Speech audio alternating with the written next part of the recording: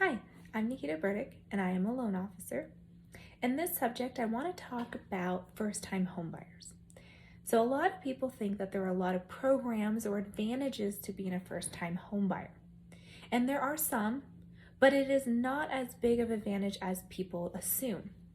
So if you are a first-time homebuyer, then you have different types of down payment available to you.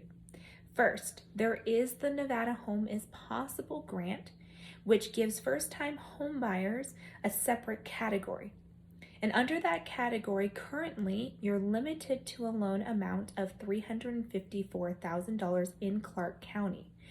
If you are under that amount and you are a first-time homebuyer, then you can use the down payment assistance grant.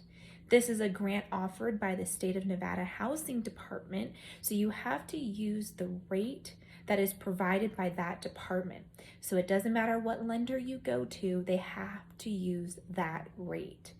And you can get 2% or you can get 4% down payment assistance. So what that means is if you will use 2% and your down payment requirement is 3.5%, then you need to pay 1.5% towards the down payment and any of the closing cost.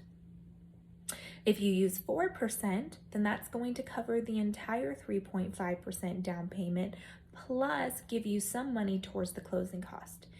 Most likely, because closing costs range between 2 to 3%, you will need some money. So you'll need to talk to a lender to make sure you understand how much money you need to put down for closing costs and down payment, not just down payment. Next, the FHA loan is a loan that's available whether you're a first-time homebuyer or not. People believe that if you're a first-time homebuyer, then you're the only ones who are qualified for an FHA loan, but that is not correct. An FHA loan is for primary residence purchase only, so it can only be for a primary residence that you intend to occupy. The reason people like the FHA loan is you can put as little as 3.5% down. It also allows for a lower credit score.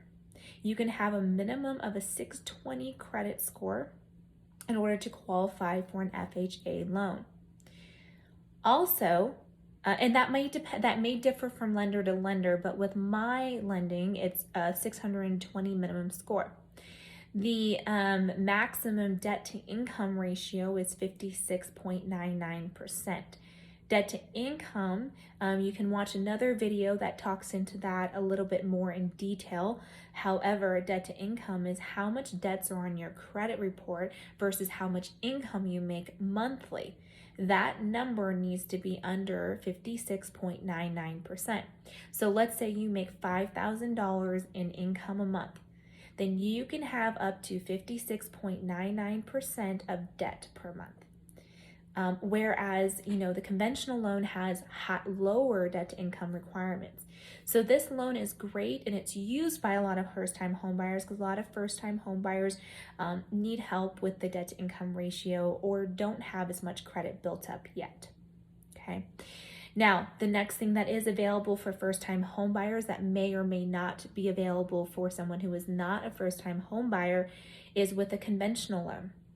So conventional loan is Fannie Mae and Freddie Mac. They're sponsored by those programs. Now, if you have good credit and the FHA or the Fannie Mae and Freddie Mac run a risk analysis and determines that you are eligible, so not all first-time homebuyers are eligible, you can put as little as 3% down on a conventional loan. So if you have a 760 credit score, no bankruptcies, no foreclosures, no short sales, or anything crazy that's alarming on your credit report, plus you have stable income, then Fannie Mae or Freddie Mac may give you an approval to put 3% down on a conventional loan as a first-time home buyer. In order for a loan officer to determine whether you qualify for that, they will need to have you submit an application, run your credit, and then run your application in your file through the Fannie Mae and Freddie Mac pre-underwriting system to see if they get an approval with 3% down. Otherwise, there are no other advantages. You still have the FHA available. you still have the conventional loan available. You might just have to put 5% down on a conventional loan instead of 3%. If you have any additional questions on first-time home buying and what advantages you might have, and if you qualify for a loan, then please contact me at 702-761-1359. That is my cell phone number, and you can text or call it. Thank you for listening.